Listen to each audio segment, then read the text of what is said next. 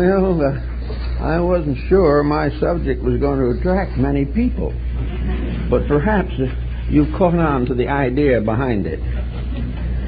We have probably in the last 60 years there have been a few questions that have recurrently come up. Hundreds of people have asked me a simple question. Why was I born in the first place? That's a good start. From that time on, they get worse. And one individual will say, I didn't ask to come here. And if I'm getting along pretty well, I don't ask to leave. But nobody tells me, except that I must do whatever Providence demands. So the individual is not very sure of his place in the plan of things, if he has one. Some feel that they are simply the result of biological progression, that there is no reason for anything in the first place, and therefore that the answer to it all is to quietly get through life as comfortably as possible. Others are a little more dynamic in their thinking. They feel that we should go through life making all the noise we can, that we should be busy every moment and dissipate as far as Constitution will permit. Others take some reference in philosophy. They try to understand the reason for life, but they are so unpopular that nobody pays much attention to them. Then the theologian comes along, and he has a very interesting story that was effective until quite recently. In those days when the average person's life was not more than 35 years, or he was able to escape a major dilemma in his community, such as a plague, a fire, or an invasion, these people, under theological pressures, tried to gain a certain patience and insight. They were trying to understand what God wanted them to do, and were doing the best they could under the conditions. Theology told them, or explained to them, that the original point behind the whole thing was original sin. Way back in the dawn of times, Adam and Eve were indiscreet, and we have been punished ever since. This has lost favor for the most part, because we no longer will accept this as a reason for thousands of years of assorted existence. Then the philosophers came along, and they made a pretty good story out of it. They said that it was obvious that in this great plan of things, there has to be a reason for what happens. This universe has got some kind of a controlling mind or consciousness behind it. So, philosophy said, we must try and find out what the universe wants us to do. That was never popular, because it seldom, if ever, agreed with what we wanted to do. So philosophy has a small following, and along came science and more or less took care of that. Today, science has become the reason for existence, and also at the moment, possibly the most likely cause for the end of it. So science became a kind of intellectual hobby. It enabled human beings to find a new outlet, things to do, things to think about, and experiments to make that were wholly fascinating. So gradually, in the course of time, a sort of scientific philosophy came into existence, according to which the real purpose of life was the advancement of knowledge. Well, we have been trying to do that for a long time, and the more we advance, the more our affairs go backwards. So this doesn't seem to be a very good answer. Of course, politics as an answer to anything is virtually impossible. Nobody knows. So we are here in a condition in which we have very few definite supports. And yet we are here. And we are here for an approximate length of time. And time is the measure of opportunity. It is in time that we must succeed or fail. It is in time that we grow or decline. It is in time that the span of our lives can be measured within reasonable accuracy. So we have here a time, now approximately 80 years. This doesn't mean it's a limitation. People can live much longer. But on a general average, that's a fair point. Now, this 80 years seems to be quite a span. In the eyes of nature, the universe, it is about 1 second. And the things that happen in a generation hardly register on the clock of universal events. But we do have this span of time. We have gradually lengthened it. We have made it much more interesting. We have done all kinds of things to use, abuse, misuse time. And yet we have it as a commodity. It really is about the only thing we bring with us as the basis of opportunity for growth, for improvement, or for the development of the individual or collective destinies of mankind. So we all have this time. Now, when we say 80 years, we're not meaning that the individual has 80 years in which to do things. Far from it. Nearly a third of that time has to be used in sleep or rest. Another third of it has to be used to earn a living. And in early life, there's very little achievement. And towards the end of life, there is a weariness which doesn't want to labor too heavily. So out of the 80 years that we have, we are very lucky as individuals if we can call 1/4 of that free time. Time to do as we please. But off and on, barring accidents and incidents, we have about 20 years of man-made time in which to do what we were here to do in the first place. Something. We've got to do something with this time. We may want to simply get through it as quickly and as easily and as comfortably as possible. This seems to be the prevailing mode at the moment. Time is a disagreeable period, and the only thing to do to make it endurable is to waste it. And the better we waste it, the shorter life will be, and the longer we will have in which to pass into some oblivion we know not of. So all this brings up the point of today. Here we are with a small span of opportunity. Time to do something. Time to be something. With very little attention as to what we are going to do or what we're going to be. Now, I would say that the majority of young people today, the majority, are so uncertain on this issue that they decide that the only thing to do is to have fun as long as they can. And fun becomes the way of filling up the active quarter of human life that is not occupied by inevitable pursuits. Fun now is all kinds of things. Today, fun is not what it used to be. In the older days, fun was largely a domestic household procedure.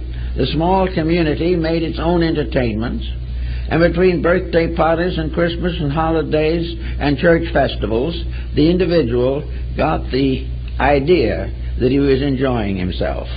At least he thought he was doing fairly well. Today, most of these answers are gone. And today, fun is for the most part dissipation.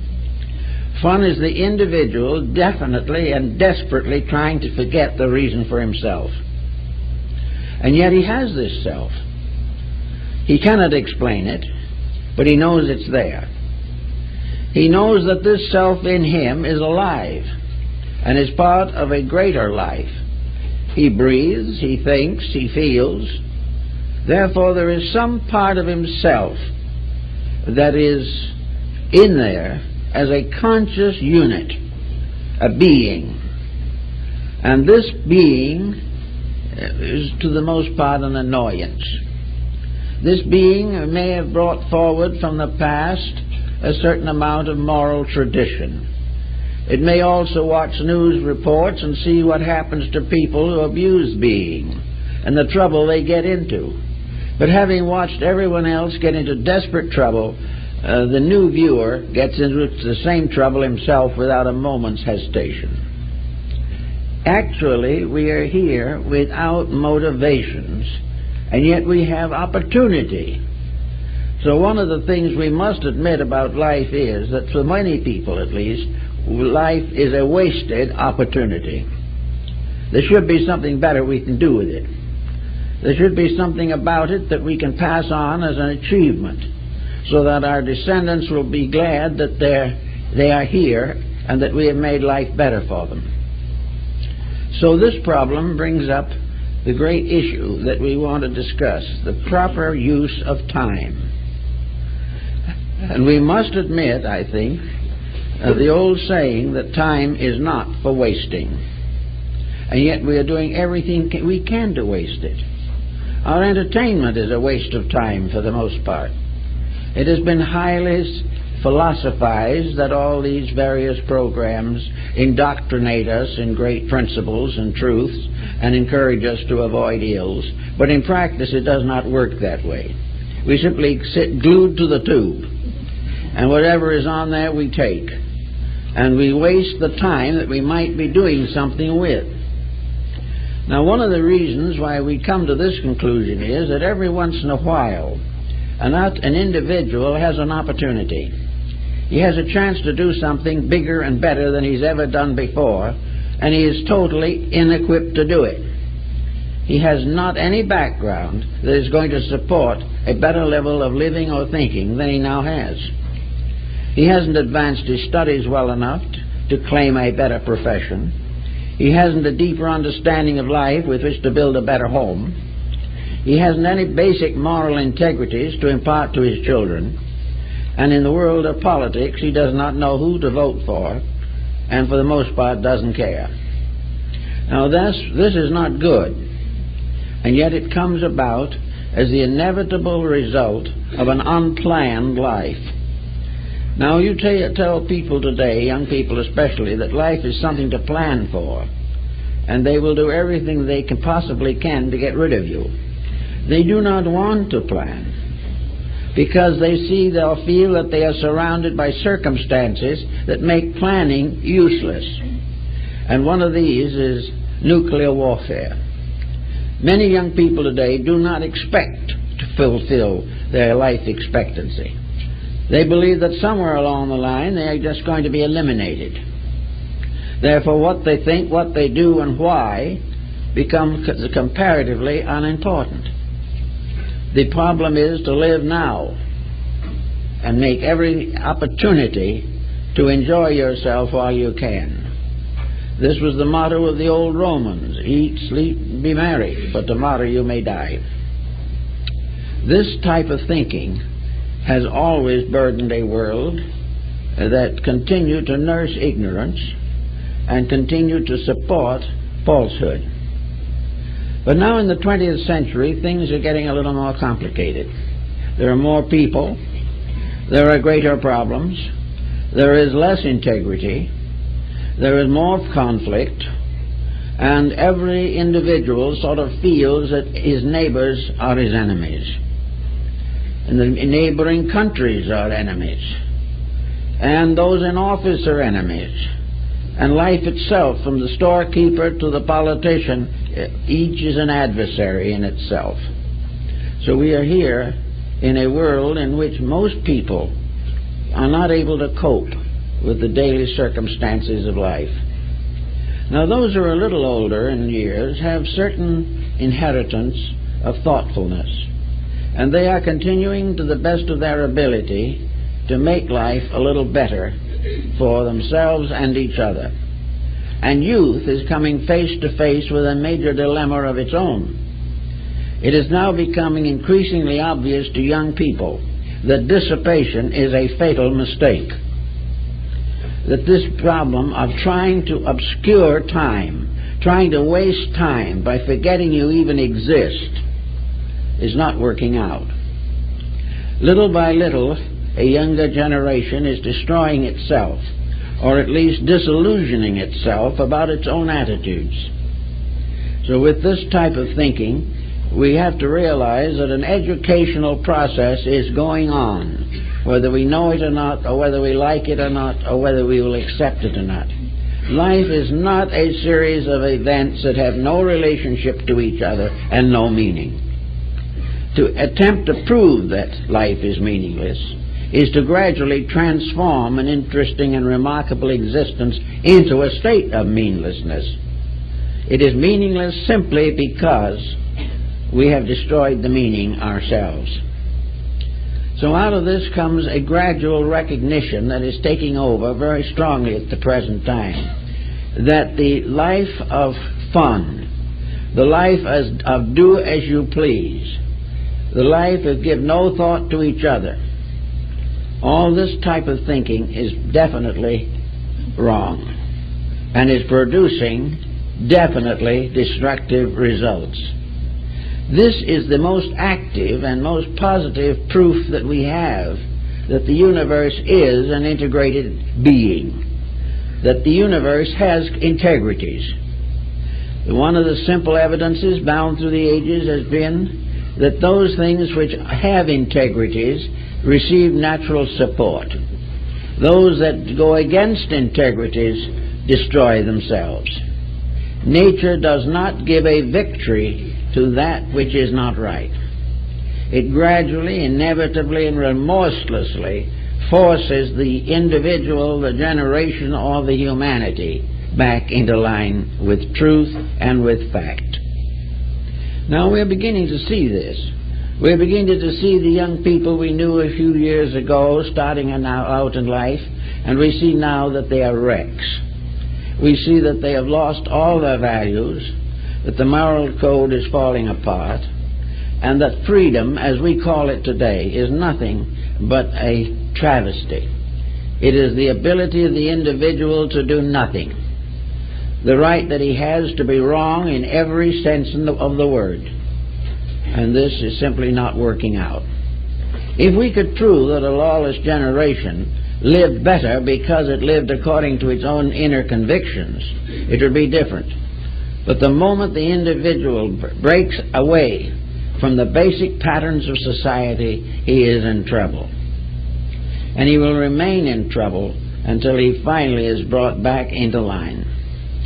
So we see around us lots of young people today who are badly frightened. Frightened over narcotics. Frightened over many of the mores of modern living. Frightened of dissipation. And afraid of the weaknesses in themselves. The discovery of internal weakness can be a destructive factor, or it can be an inspiration for the individual to mend his ways. So time is the problem we have. This time is limited. This time is something that gives us only a few years in which to do something. Now we know that we have social responsibilities.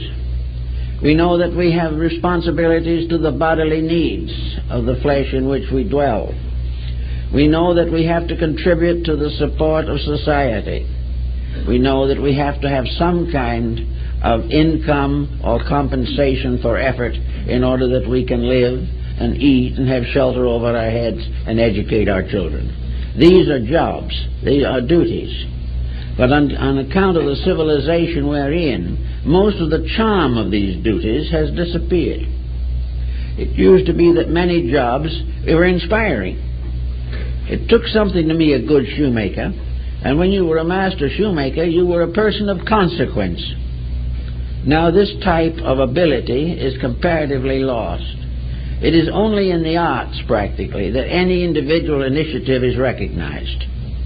For the rest, we are expected to become machine operators. We are expected to punch buttons. We are expected to follow the patterns of increasing industrial complexity. And at the same time, we are gradually being displaced. Little by little, we are losing our leadership over the machines that we invent. The reason, of course, is obvious. As we invent the machine, we give up our individuality. We try to depend upon the machine to think for us, work for us, and labor for us in order that we may do nothing and enjoy it. This isn't working out at all. We are gradually becoming unemployed because we are busy making a profit, creating the instruments that are going to displace us. We are doing everything possible on the ground that idleness is the supreme achievement, that the individual should spend his life having fun. So he's creating machines that take him out of work in order that he may have fun by not working. But fun without work is not very pleasant if you have no way of making a living. So we are just losing common sense. And with the loss of it, we are losing our leadership in the world in which we live. We are not protecting our domains as animals do. We are not taking care of our young as birds do. We are simply doing as little as we can because the intuitive, instinctual part of our own nature has been blocked. And also we find that those things we need to do are least profitable. And profit is measured only in terms of gain or fame. So here we are with this time on our hands. What are we going to do about it? Well, one of the things we have to think of in connection with it is that life is a many-splendored thing. We are not just simply here to punch buttons. We are not here to just simply sit in an office and write torts. We are here for a multitude of purposes. And the leisure time that we buy by constant acceptance of responsibility is a very precious commodity, something that should not be wasted watching rock music or murder films on TV. There are more things to do. The individual has a self within him to bring out. He has capacities he's not even interested in developing. And yet within himself, he today carries the greatest potential of any living creature on the earth. Man has the power to be that which he is willing to accept the responsibility for. But he wants no responsibility. He wants to do as he pleases.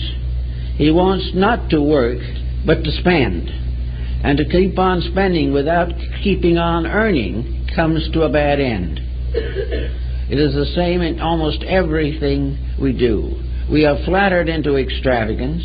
We are wasting constantly what we cannot afford. And we are living beyond our means in the majority of instances, simply because we do not care about a future. We do not care about a world we're going to leave behind sometime. If we leave it behind, let it take care of itself. Perhaps some of our ancestors said that, and that's why we're in so much trouble. But regardless of how you look at it, these years that we have, these hours a day, maybe 2 or 3 hours a day, are available for something better than wasting, something better than trying to bury our boredom, something that is more valuable to us than trying to forget that we do have a life and hoping that by forgetting and taking our mind away from facts that we can drift slowly into oblivion with a bridge card in one hand. This is the type of thing that we want to try to do. Many older people now are just trying to fill up time. They have no real initiatives, no values, and yet they have within them the most powerful force in the whole world, the human spirit. What is happening to it? It gets tired. It gets tired largely because it doesn't have any resources. If it really understands itself, it won't be tired. But if it understands nothing but a job, it will be tired. If it recognizes that as long as it can breathe, it can learn, life would be far more interesting. But we gradually overlook all this and largely are over-influencing our own feebleness of age. With nothing to live for, there's very little for the body to do to help us. If, however, we keep on calling on resource, the body will continue to provide it.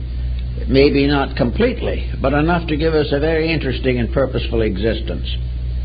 So in this particular problem, it's a matter of finding out that we will live longer and better if we're doing something we believe in.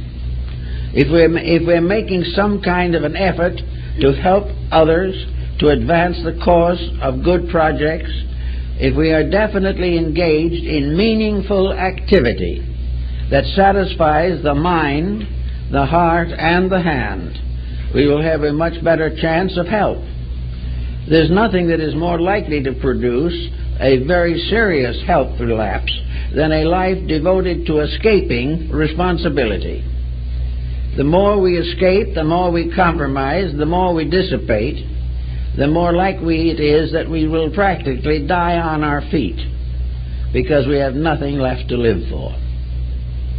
Now, if we have some time, it's a good point to start in as early as we can to figure out how to use these potentials that we have. And I think the old guild system in Europe was one of the best that we know. And the guild system was a very carefully developed process based upon the Dionysian artifices of ancient Greece. The guild system was the basis of education. The education was what we would term today by apprenticeship. The individual learned by doing. He learned to be a shoemaker by apprenticing himself to a shoemaker. And for 5 or 10 years, he stayed with his master, the shoemaker, until the master gave him his papers, by which he became a full-fledged shoemaker in his own right. And having attained to this particular distinction, he had a career for life. He was also bound by the system to the integrity of his labor. Every pair of shoes he made was part of a guild structure, and a cheap pair of shoes was a disgrace to every shoemaker that ever lived. And when it happened, the disgracing one lost his papers. He could not shoddy his goods, he could not overcharge, he could not misrepresent, or he would be out of business. Now, we have unions today. Well, it might not be a bad idea to include a little bit of this in the modern thinking of union, that the union worker is part of a structure of labor, a laboring structure to provide the necessities of life. Any member of a union who cheats, defaults, overcharges, exaggerates, or fails to fulfill in the best way possible the job he has is a disgrace to his union. And in the 16th and 17th century, that disgrace came as a very rapid punishment. So the union produced, those unions in those days produced these workmen who were trained, who were dedicated, and to whom a good day's work was part of a basic religion, and was sanctioned on the point as to whether there is a God or not. It is a good religion to do a good, honest day's work. Now, this type of thinking has kind of disappeared, but the guilds had another interesting point. When you were a member of the guilds, you didn't just go on all the time doing nothing but shoemaking. You had a complete pattern of life in there. And these guilds, all of them, functioned on a level of creative art. A good guildsman was probably a musical composer. He made shoes in the daytime and wrote poetry at night. He not only did that, but he had competitions in music in the local church or cathedral. He had all kinds of artistic achievements. He was a composer. He was a literary man. He did everything you could think of. Perhaps he was a tailor in the daytime, but at night he painted portraits. Every guildsman had to have 2 strings on his bow. He had to have 2 things to do. One, to make a living for himself and his family, and the other, to make a living for the being inside of himself that wanted to do something important. So these people We know probably one of the best examples of this is the story of the Meistersingers of Nuremberg in the opera of Richard Wagner. Here Hans Sachs is the hero, a shoemaker, who was also a politician, was an artist, a musician, had his apprentices and taught them as a parent, not as a taskmaster. He wasn't there to get the last ounce of life out of his apprentices. He was there to see that when they came and got their papers, that they would be a credit to the guild, a credit to the trade they belonged to, and also that they would share in the avocational developments appropriate to a good workman. A good shoemaker cannot make shoes 24 hours a day, even if he could stay awake. A good man in any line, a tailor, a grocer, a mechanic, they cannot do nothing but that without destroying the inner part of their own lives. Therefore, everyone who has a trade should have an art. Everyone who has a craft should work towards a profession. Everyone who is working works for three things: the good of society, the advancement of human needs and his own life, and the glory of God. Those were the principles upon which labor was originally based. Today, such thoughts are little better than treason. We have lost all of this. We have lost it and have now made it a virtue to think of only one thing, and that's your job, and stay on it till you wear it out, and then someone else will take your place. This is not humanity. This is the result of a loss of the realization of the human dignity of every human being. That we are all here for mutual support. In the course of society, it has become necessary for us to all cooperate to maintain the common good. In one way or another, we all have to help each other, whether we like it or not. But in the making of this type of a decision, we need dreams, we need hopes, we need visions, we need something in the inner life of the individual that makes it needful and proper for them to grow, for him to grow as a person. He must not only be a good carpenter, but a good father. He has not only to work to maintain the physical existence of his family, but to see that it grows, is educated, and if necessary to sacrifice much of himself for the burdens which he has voluntarily assumed. But if he is proper-minded, these experiences are all valuable. He may learn a trade, but if he fails to hold his home together, something is wrong with his integration. So now we come to this problem of time. These hours that we have to ourselves are the opportunity for our cultural development. They are the period and time in which we can do the things that we want to do. But everything depends upon our wanting to do something that is worthy of a human being. It doesn't have to be a great and masterful achievement, but it has to be something that is a step ahead of the monotony of labor.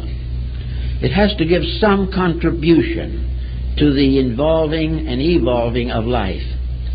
When the old guild masters built a house, it was more than just a roof and a basement and four walls. A house had to have something about it that was beautiful. It had to be timbered on the outside, sometimes in Europe painted with interesting designs, religious or secular. A place made beautiful. No one was satisfied simply with four walls and a floor. They wanted something that pleased the inner life of themselves, something pleasant, something inspiring, something comforting. And the same when they furnished it. They were not buying furniture on the basis of finding out who could afford the biggest chiffonier or something. They bought the things they liked. And having liked them and bought them, they loved them for the rest of their lives. The process of dumping the house and finishing it every 3 months does not occur as an example of taste. It is another one of these desperate nervous reflexes to boredom. the individual has to do something, so the easiest thing for him to do is spend money, if he has it. And if he has it and can spend money, then he has the yacht and the condominium and all these things. But he is still bored. And these things do not constitute growth. They do not make a better person. And the purpose of time is to make it a part of growth. It is our growing time. And up at the present time, it has been largely a growing pain. We have not recognized the magnificent opportunity to do something that we can be proud of. It is no use trying to be proud of the fact that we are more eccentric than somebody else, or that we are in worse taste than our neighbor, or that we make more noise than anyone else in the community. These are not the tests. The tests are that we have proved conclusively that we are making use of potential. The human being has over 40 faculties within that skull of his, any one of which can develop an art or a science. He has all kinds of potentials waiting for something to do with them. A few, by working very hard in their fields, become specialists to the degree that they are musicians or artists or great architects or highly gifted and recognized scientific thinkers. They have done a great deal with themselves to gain this kind of reputation. And we all have the opportunity to spread out into the fields of emotional maturity. Our emotional lives are going to pieces also. There is no longer very much integrity in them.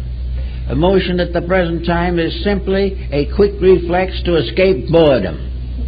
It is anything at the moment it becomes monotonous, it is broken up. There is no real effort to build these things as positive equations in life. We accept them as just another way of wasting time until we die.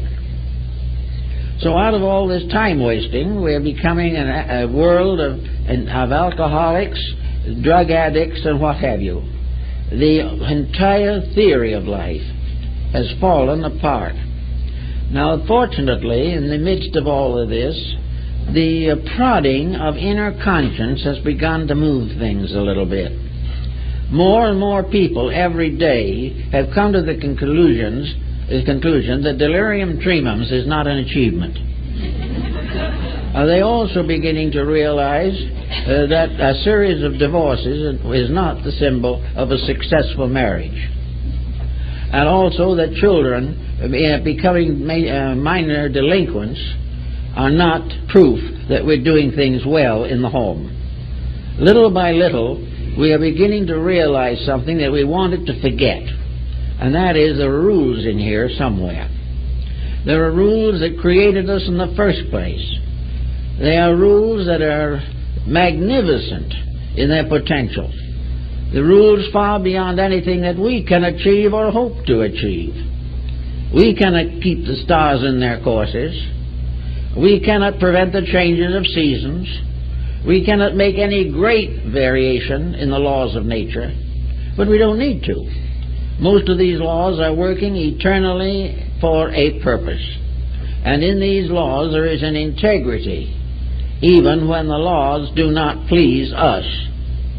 If a law doesn't seem to please us, then we are inclined to change the law rather than ourselves. Now, if it's a man-made law, we can change it with a reasonable amount of discretion. But a divine law, we cannot change. In the case of a divine law, it intends to change us, and will do so at all cost. So in a universe in which man is trying to take over the divine prerogatives, but has never been able to control himself, there is a need for a new attitude toward time. The only chance we have to learn how to live in this world is to live in this world. The only way we can find out the better things of this world, the only way is to cultivate those better things, to become aware of them, become interested in them, become dynamically involved in them. Now we look around and into the present situations. Which way do we turn? Well, a great many people are turning to religion. And if the selection is carefully made and thoughtfully fulfilled, it can be a very great help. Because religion will remind us of one thing, namely that there is a moral universe, and we are a citizen of that as well as the physical world. This moral universe of integrities is known to all the religions of mankind, and we gradually come to realize that if we break too many of the commandments of religion, we destroy our civilization and ourselves. We'd like to escape this. When we read that says in the Decalogue, "Thou shalt not kill," we pause for a moment, but many people will say, well, that was written long ago, we can't follow that now. It's just not possible. And so we ignore it. Go to church, teach religion to our children, and declare war on another country. We just don't seem to realize it. Then in the name of the war, if we patriotically serve our country, then we are heroes. Not because we have prevented a war, but because we have, in our best integrities that we know, we have given of ourselves as much as we can. But the problem is not solved this way. The problem is solved only when we get to the point where we don't break these laws in the first place, where we are not likely to get into these difficulties, personally or collectively. We are warned that we should not covet, and yet 90% of people covet and go to church regularly. It doesn't occur to them that there's any inconsistency. Thou shalt not bear false witness. If that was enforced, half the law courts of the world would close. Honor thy father and thy mother. Yes. Many try to do it very desperately, but it's becoming more and more of a problem, because not only are the children keyed to a different pattern, but the elder themselves don't want the old way of doing things. So little by little, the morality and ethics of life are undermined. And then in this undermining, there comes a gradual disillusionment. Nothing is worthwhile. As one man told me one day, he said, there's so few of us get out of this world alive. The answer is, as far as we know, there was only one, and we killed him. Simply because we will not face facts. So this world is something that we have to give a little thought to. And in order to give a thought to it, we generally have to get the mind off of something that has hypnotized it for generations, or at least for most of our lifetimes. It's very hard to tell a scientist that he should take time off of his laboratory because he lives there, thinks there, and believes in it and what he's doing. The individual with a good job is ready to die for the job. He is not interested in diversifying. He wants to get further and further into what he has in the hopes it will result in him having more. So he keeps on until retirement blocks him. And when retirement blocks him, he's completely at loose ends because he has no other life. It's not right to do this with a thing we call a human being. There must be something better that can be accomplished if we really want to do it. So the second string on the bow, as the old Gills tell us, could be a great help. If the individual who is in business became profoundly interested in the moral values of art, so that he could combine both of these factors. And very often this happens in exceptional cases where a person has had extremely powerful internal initiatives. The great millionaire ends up by building a museum for art, or he gives a great donation to a cathedral, or he does something for a great charity, because somewhere inside himself he can't live with himself any longer. And he finally has to get rid of some of the pressures, undefined pressures of conscience, which will not let him forget the fact that he's a member of the human family. So we have all kinds of instances in which very powerful and useful accomplishments come. Now, many people are interested in good accomplishments, But then again, the dominant attitude of accomplishment is that it must be physical. By practical, we must mean something that will kill us in due course. And if it's creative, if it's dynamically inspiring, then it's not practical.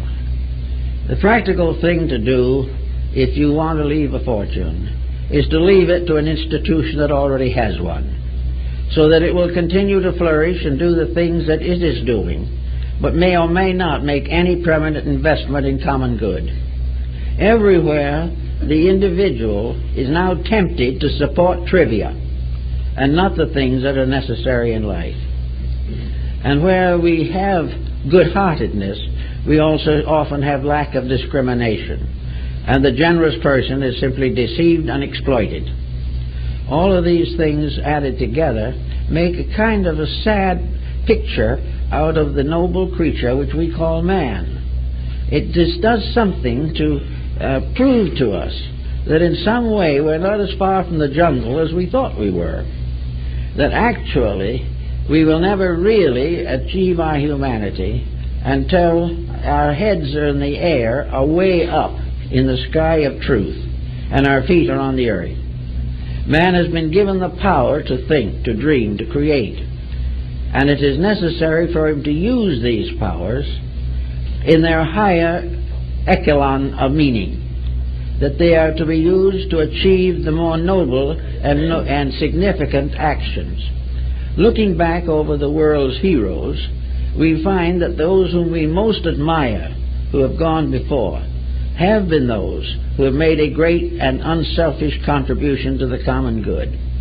We accept their contribution with gratitude and quietly overlook the fact that we probably crucified them while they were here. We've got to get to the point where we honor integrities, where we can recognize values, and where we are resolved to grow. Now, this growth doesn't have to be a painful thing. Most people today are afraid to think. They're afraid if they start thinking, they're going to be miserable.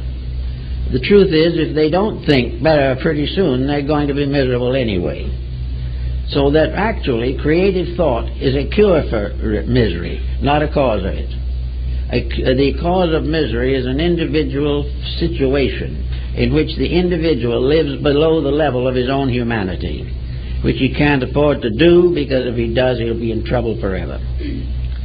So we've got now 2 hours a day to do a lot of things in. I think one of the things we ought to do is to gradually refine our attitude of what to do with time. We have 2 hours a day, and we have weekends, and we have occasional holidays, and we have various opportunities for doing something. So what are we going to do? Are we going on a picnic? It might be a nice idea if the whole family goes. But are we really trying to use this time to strengthen family life? Are we using it to try to improve our own abilities in a valuable way? Are we searching for an idealism? Are we looking at a great landscape and seeing in a workmanship of divinity more beautiful than anything we can create? Are we trying to find life, our place in it?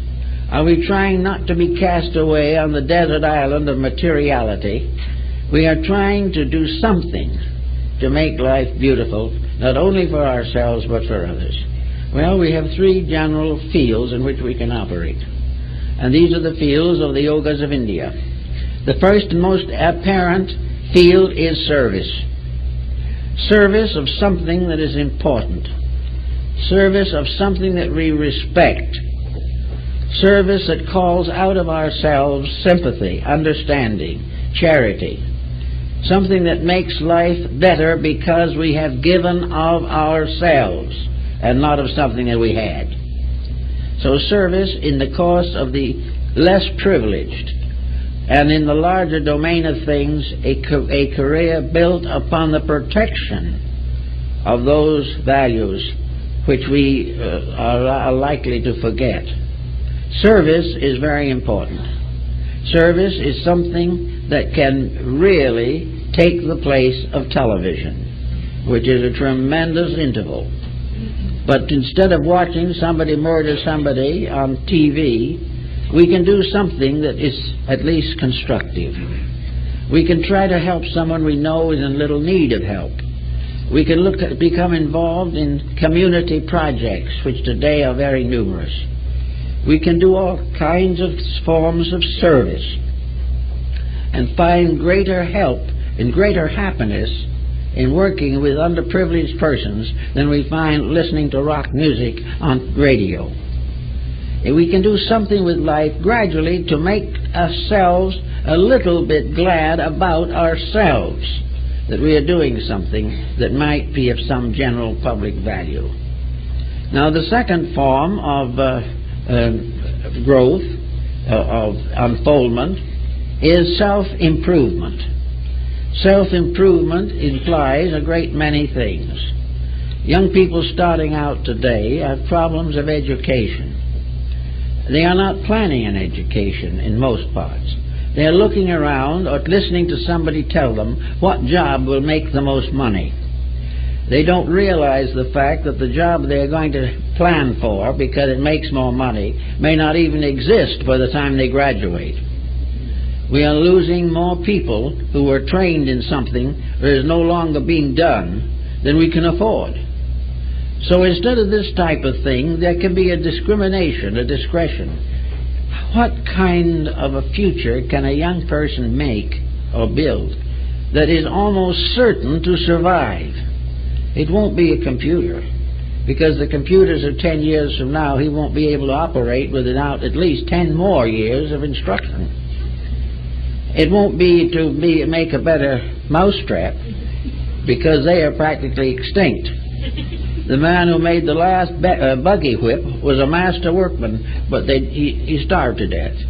No one will follow these things. But look over the world you live in, and where do you see something that could be the basis of a good future?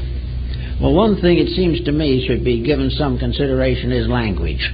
Language is going to be increasingly valuable if we are ever going to build interracial and international understanding. Language, the study on the language on the side, will not interfere with your daily job as a mechanic. It won't prevent you from being a good doctor. It can't interfere with the practice of law. It can do none of these things. It is simply a trained and disciplined avocational interest to prepare for a future that is very likely to happen. They'll change the models of the cars. They'll change the model of the typewriter. They will change the laboratory techniques. But when we people want to talk to each other, they've got to have a basis of understanding. To go around as we do now, depending constantly on interpreters and translators, is foolish. We are mostly, for the most part, an isolated world, limited to the English language. A world is growing up around us in which other things are going to be tremendously important. And we cannot also depend upon the mistranslation of our ideas by undisciplined or unscrupulous politicians. So language comes in. Now you can get a genteel knowledge of French, but this isn't going to be so useful. Languages will have to be selected for use. We are developing a tremendous polyglot population here. Language is going to be very useful. But most of all, it's going to be a problem where someone will come up and say, we've got a job that is world importance.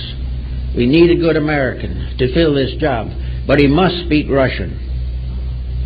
He's not going to have much competition. Another one will say, we can put a very good man in Taiwan, but he must speak Chinese. So somebody else gets the job. And we keep on doing the things we always have done because we haven't built a future on an imagination. We haven't sensed the things that can be done, that could be tremendously important. But our avocational interest also opens in language a whole world. It opens art, music, literature, history. It gives us a tremendous new atmosphere in which to work. It is an open door into a larger world. And it is much more important to us than watching somebody shoot somebody on TV. Now, that type of thing is a specialized problem in training. And as we look at it, we realize for once that it has nothing to do with the crafts and trades with which we are familiar. We are not going to be in need of more mechanics. We'll have more than we ever need. The same of doctors and lawyers. What we are needing is people who can communicate on human problems. And this is very, very short in supply at the present moment. So here is one way of planning that extra string on the bow. You doesn't have to be language, but it has to be or should be something which is not dependent upon somebody inventing something out of it. It is not something that we must compete with others who have more skills than we have. It is something to contribute to understandings of life. This is the second problem. It is the bridging of intervals. It is the bridging of ignorance. It is the breaking down of the barriers which lead to hypocrisy and intolerance. So these things are very important, and we can give them a lot of consideration. Another field that is, of course, tremendously vital is interreligious and interphilosophical understanding. The time has come when it is necessary for the mature, thoughtful person to understand the beliefs of the human race, what they mean, and how they can be advanced and used. And whenever a person from this country or any English-speaking country goes to a country with a different religion, he should go with a reasonable understanding of the mechanics and inspirations of that other faith. As a language will open one door, a common belief in the integrities of people will open another door. This does not mean that he has to give up his own religion. It simply is that he has to recognize his own religion in the religions of other people, and that the same principles and ideals are there. So to communicate on that matter from a business standpoint, from a career building standpoint, can be the difference between another civil war and a better understanding between nations. These things have nothing to do with money, but they have to do with the great satisfaction of the spirit. And this is something that we are losing and don't know what to do about. Then we have other problems, and that is the Oriental philosophy of self-discipline. The self-discipline which comes from Zen, Yoga, Vedanta, or any Buddhism, or all these different religions. The individual must finally get to the condition in which he can run his own life. Instead of being in the condition of being constantly apologetic for his mistakes, he should learn to gradually live and develop his own character. Discipline will prevent him from destroying his own body, will prevent him from making himself incapable of using the faculties with which he has been naturally endowed. Discipline, therefore, is a tremendous value. It prevents almost all forms of misunderstanding. It ends gossip, jealousy, and all the small troubles that bother humanity. Discipline is to put the self under the control of a pattern. Now, this pattern doesn't have to be everybody else's pattern, but it must be a pattern which ensures that the person will never be less in his conduct than the best that he knows. This self-discipline is the beginning of broadening out the foundation of a complete life. For all these things together make up a life. A life has to be made up of a series of balanced factors. The individual who becomes unbalanced in living is going to head into disease and into sickness. And when the time of life comes when he could enjoy himself a little bit, he'll be too tired, too sick, and too weary to worry about it. So this discipline is the greatest factor in the maintaining of health. And health in this case is mental health, emotional health, and physical health.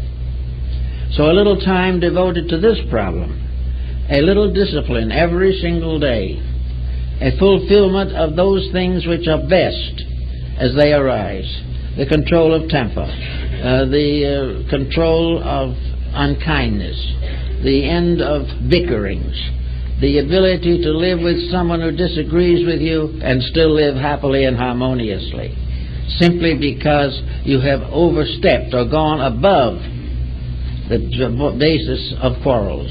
If you rise high enough in quarrels, you'll finally find that they end in unity.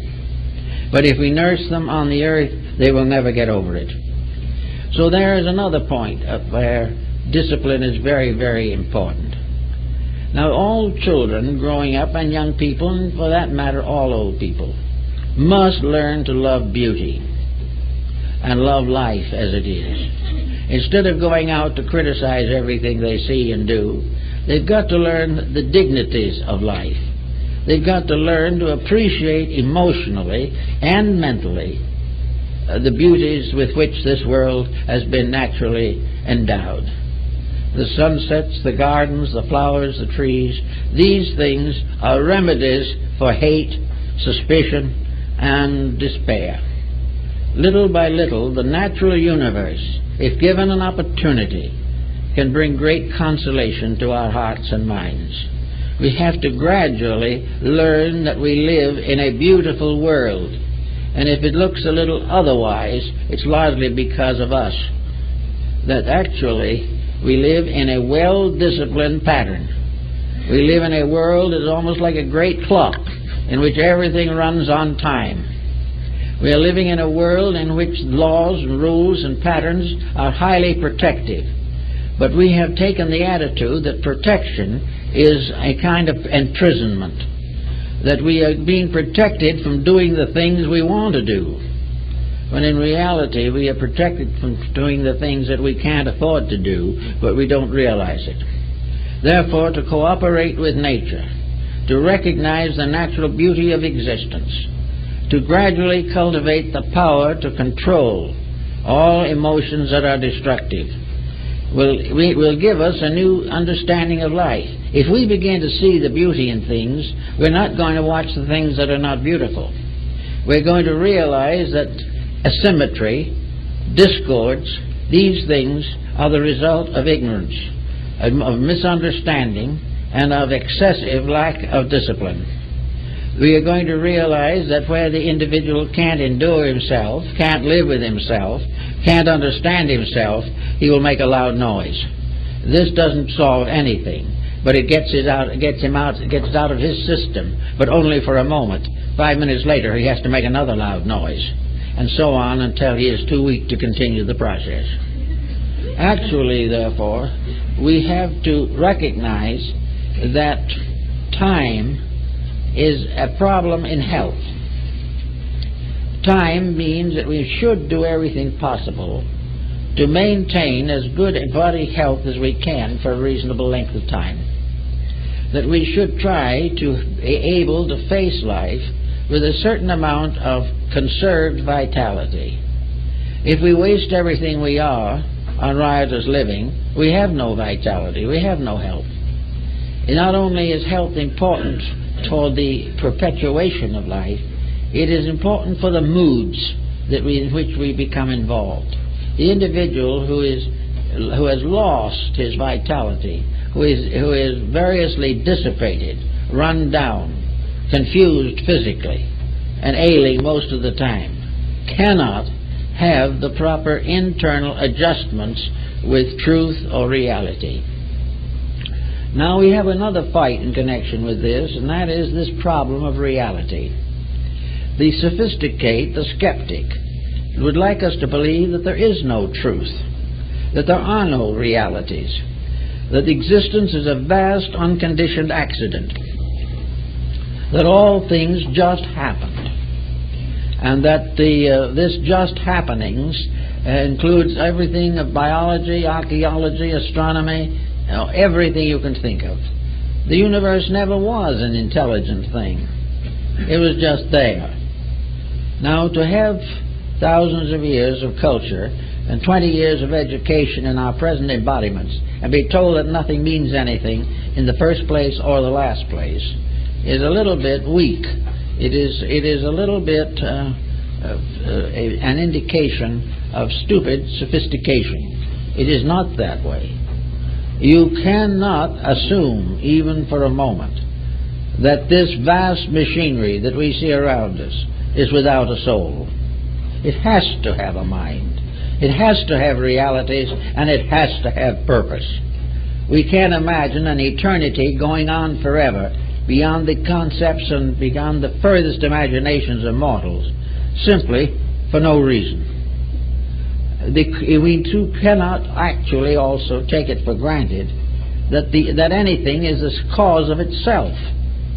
We can't assume that nothing brought forth something, that no law gave us laws. We cannot assume that the vast pageantry of spheres, which we can contemplate at night if the fog isn't too heavy, is nothing but an accident. We are already, in science, saying it is an accident or has no meaning, at the same time depending upon it exactly and absolutely for the advancement of this science itself. If there were not rules, no scientific experiment would have any meaning whatsoever. It is because of these exactitudes that research is possible. And yet, at the same time, we cling to these exactitudes and deny their meanings. We have got to take a new attitude towards this whole problem, because it's getting nowhere. We have to realize definitely that whatever the facts may be, we must have some kind of a personal integration. We must have a philosophy of life. We must have a code which is sufficient to ourselves. And if we want to assume that we are the only creature in the universe that has such a code, what is the difference? We have to have it. We cannot afford to attempt to exist without it. For this code is the basis of the complete survival of the person. Without this code, some part of each individual is going to die. The death may not be complete. He may linger for 75 or 80 years, but some part of himself has died when he ceases to dream, ceases to hope, and ceases to have faith in the purpose for which we are created. So we have to have little thinks about this type of thing. Now, it may be that I remember a man who was in western Pennsylvania who had a farm. And this man had a little stream that ran through his farm. And the stream was a rather muggy little thing. It didn't amount to too much. And he didn't pay much attention to it. And so finally along comes one of these engineers that's hired by the community to take care of the safety of the citizens. And he made a series of researches that took about a week to find out the quality of the water of this little creek. And he finally decided that it wasn't fit to drink, that it wasn't fit to be used by cattle, that the water was not safe. So carefully he made all these researches and came to this conclusion. So he told the farmer, he said, we find now scientifically that you can't drink this water and you shouldn't give it to your cattle. You shouldn't even use it for bathing. It's that bad. And the old farmer said, well, you're probably right. My grandfather told me that 75 years ago. And the man said, how did he know? Oh, he said, it's very simple. In those very early days, why, there were fish in these pools. And after there's too many cesspools and so forth, the fish all died. He said he noticed that 75 years ago. And it didn't cost a nickel. This survey was very expensive and came to the same conclusion. Native intelligence can take care of many problems about which we now build great scientific projects. Because science is, instead of being organized common sense, it is a definite effort to reject common sense as being insecure, unreasonable, and unrealistic. And yet, it had not been for common sense, most of humanity would never be here. Common sense is very important, and it's really most uncommon. But actually, common sense is based upon a folk statement or concept that the common agreement, the common mind of people, is very apt to be more accurate than any specific research project. We all know because we live. And those who live in the world know more and know it sooner than those who function behind the walls of a great laboratory. Science has its place, there's no doubt about it. But science also has to realize that if it doesn't find God, that doesn't mean that God isn't there. It means that a highly specialized training has been built around a concept of a series of universal accidents, which to my thinking is the worst form of non-science that you can possibly imagine. how science can build itself upon an accident is rather difficult to understand. But they rationalize it and do a fairly good job of it. But we all need discipline in our lives.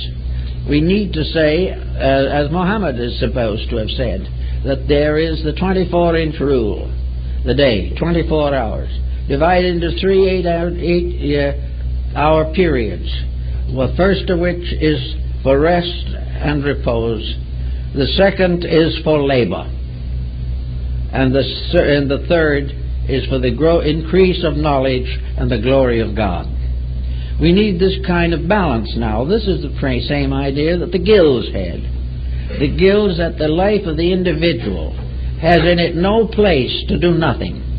It has no place to wander about in a fog.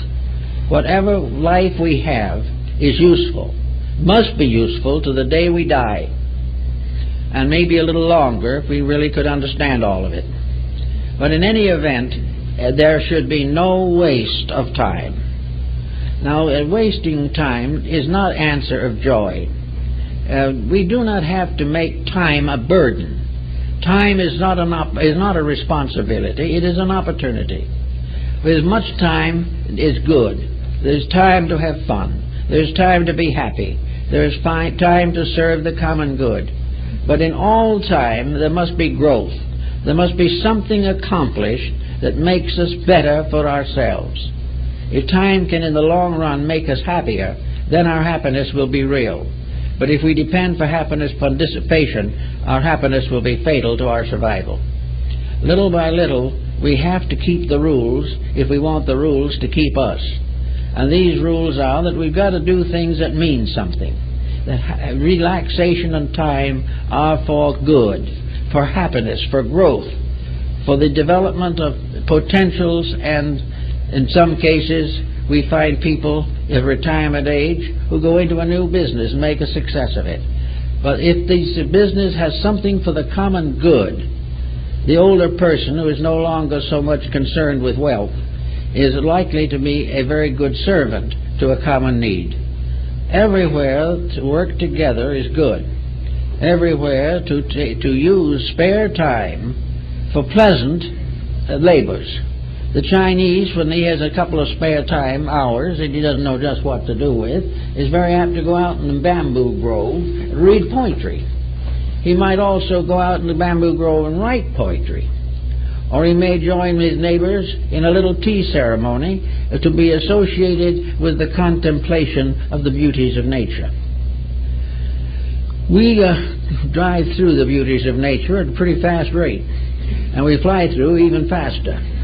The world of nature has disappeared for most people. The only time we really see nature now is when we have to watch somebody else's picture that they took on a vacation. That is how we travel.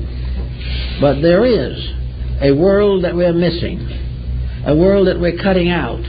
Overpopulation and urbanization is resulting in the destruction of the beauties of nature and of life. And surmounting this difficulty is getting to be a great problem. We have to find new beauties that we didn't understand before. But we must have beauty or we die. So little by little we have to find the things that help to make life possible. And if we can do that, we will have a good life, and we will make proper use of time. It is here because it is the golden opportunity. Time goes by, and in the end, the hourglass runs out. But time, while it is here, it reminds us of the saying of the old Greek sage, who on his deathbed was listening carefully to the gossip in the front room. They told him he might not be alive more than an hour, and it wasn't worthwhile to listen to gossip anymore. But he was up on his elbow with his hand coiled behind his ear, and he said, well, I may be dead in an hour, but I'm alive now, and while I'm alive now I can learn. And the use of knowledge and time to find out why we're here, and why it is that we need to be here, and what we can do about being here, and how we can help to fulfill a plan of which we are a part and from which we can never escape. If we begin to think in these types of terms, we will have better music, better art, better literature. We will find opportunities to find the refreshments of idealism, and we will not be continuously confronted by something that destroys our faith in ourselves and other people. It's just a matter of each person becoming more or less immune to the negations which are dominant in him and around him. He must gradually build a strength of inner life, not a great, big, massive, stupendous thing, but a gentle, kindly, quiet appreciation for that which is good, and a resolution to support good where he finds it, and refrain from involvement in corruption. If these things can be worked out by a simple process, the simplest person, even a child, can gradually come to understand the importance of this point of view. The child can learn why he is here before people misinform him on the subject. He can learn why he should have a nice disposition, why he should learn, why he should study, and gradually the curriculum can be made into something that he will enjoy rather than resent. I think most children would be willing to accept a form of knowledge that would help them to grow into the right kind of people, to grow into the fulfillment of those natural impulses and instincts which we all possess. We want to be happy. We would like to have a nice home. We would like to have a successful marriage. We would like to have attractive, interesting children. And we would like to help to build them into characteristics which are good for them. We have lots of things we can afford to love, but they're not the things that hurt us. And if we will gradually build back some of the simple normalcies that sophistication has tried to destroy, we will not be one of those who has to face the future as an addict of cocaine. It is all part of an escape from self, when in reality that kind of self that the individual is trying to escape is the truth in him which he is trying to deny. So if we keep these thoughts in mind, work with them a little all the time, I think in time we'll find something in time that makes it very good that we have been given this allotment of opportunity, for that is what it is. It is a time set aside to the privilege of growing up, growing into the beautiful realities which we have all dreamed about, growing in making come true the fairy tales of childhood. We can make things beautiful, but we can only do it if we gradually improve ourselves. And because of the kind of laboring world we live in, we have restricted opportunity and time to do all these beautiful things. We can do most of them, however, if we do not waste the time. And that's it, folks.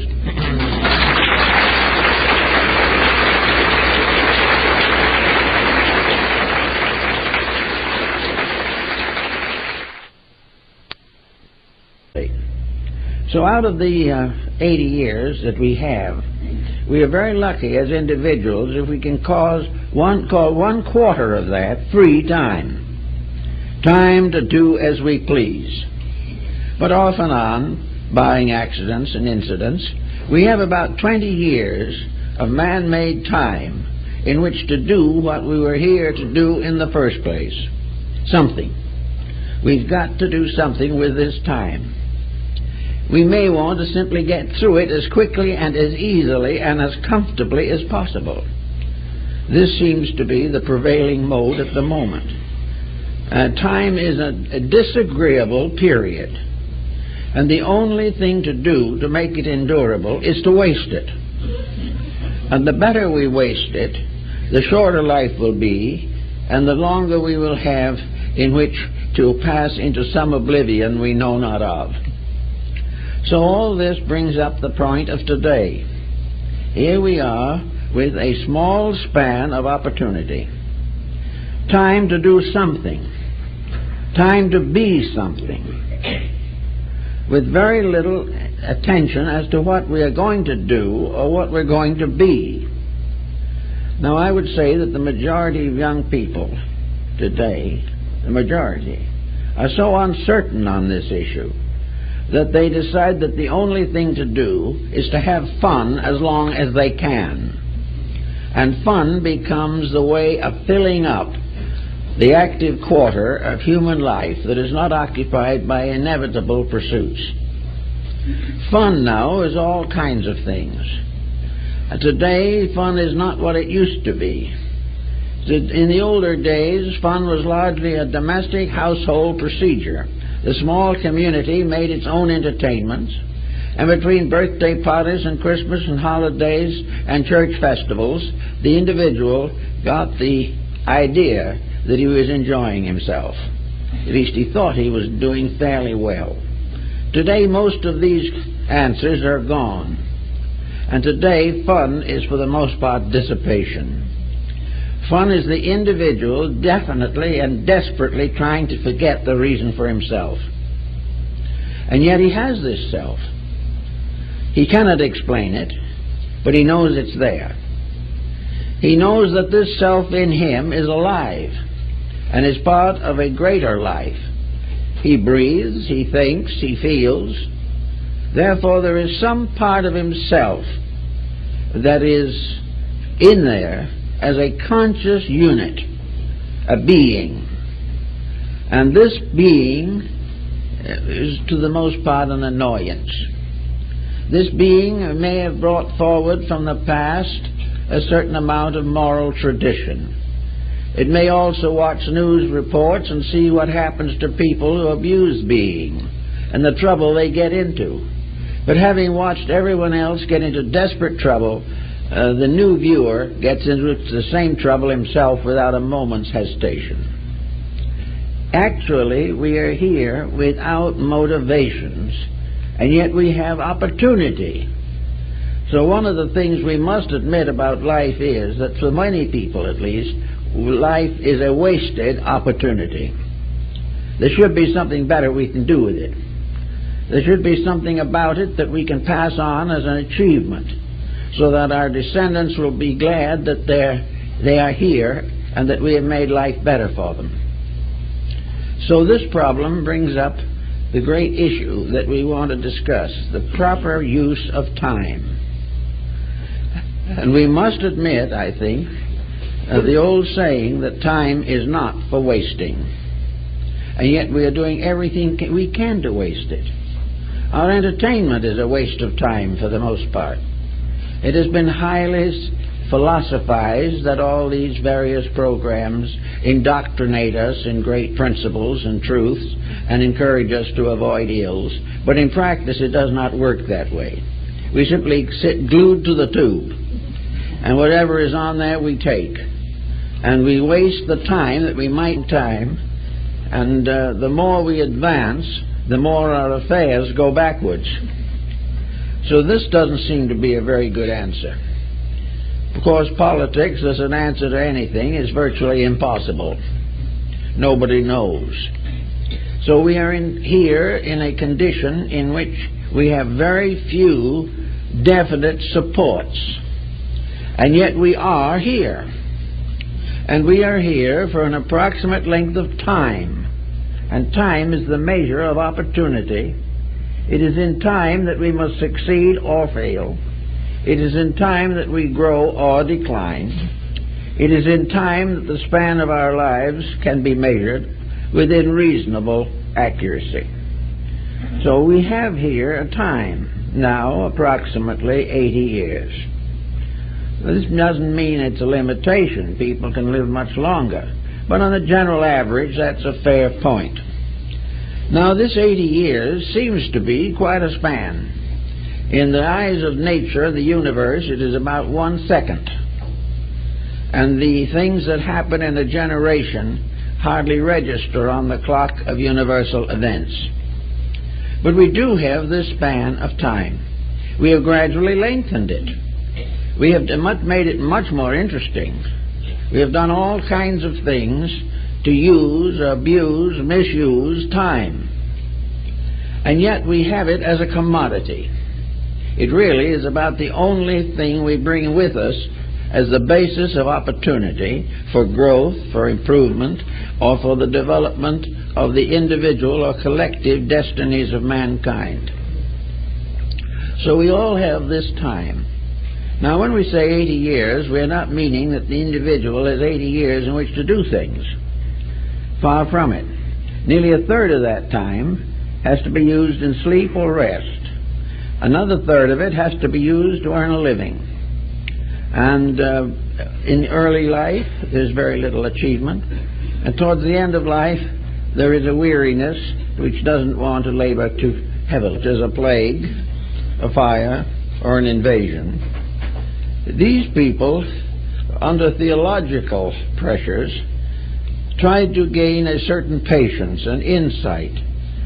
They were trying to understand what God wanted them to do, and were doing the best they could under the conditions. Theology told them, or explained to them, that the original point behind the whole thing was original sin. Way back in the dawn of times, Adam and Eve were indiscreet, and we have been punished ever since. This has lost favor for the most part, because we no longer will accept this as a reason for thousands of years of assorted existence. Then the philosophers came along, and they made a pretty good story out of it. They said that it was obvious that in this great plan of things, there has to be a reason for what happens. This universe has got some kind of a controlling mind or consciousness behind it. So, philosophy said, we must try and find out what the universe wants us to do. That was never popular, because it seldom, if ever, agreed with what we wanted to do. So philosophy has a small following, and along came science and more or less took care of that. Today, science has become the reason for existence, and also at the moment, possibly the most likely cause for the end of it. So science became a kind of intellectual hobby. It enabled human beings to find a new outlet, things to do, things to think about, and experiments to make that were wholly fascinating. So gradually, in the course of time, a sort of scientific philosophy came into existence, according to which the real purpose of life was the advancement of knowledge. Well, we have been trying to do that for a long time.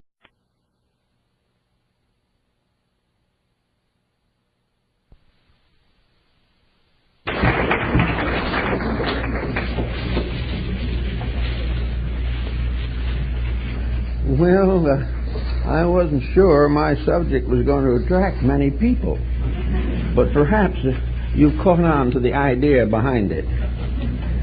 We have probably in the last 60 years there have been a few questions that have recurrently come up. Hundreds of people have asked me a simple question: why was I born in the first place? That's a good start. From that time on, they get worse. And one individual will say, I didn't ask to come here, and if I'm getting along pretty well, I don't ask to leave, but nobody tells me except that I must do whatever Providence demands. So the individual is not very sure of his place in the plan of things, if he has one.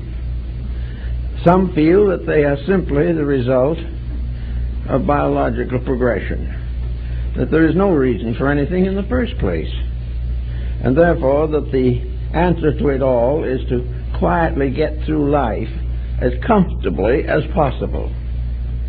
Others are a little more dynamic in their thinking.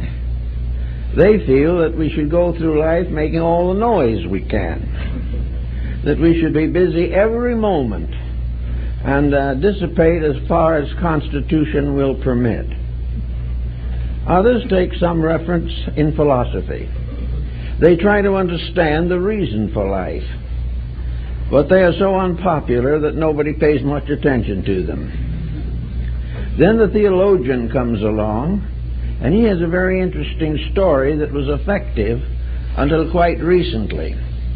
In those days, when the average person's life was not more than 35 years, or he was able to escape a major dilemma in his community,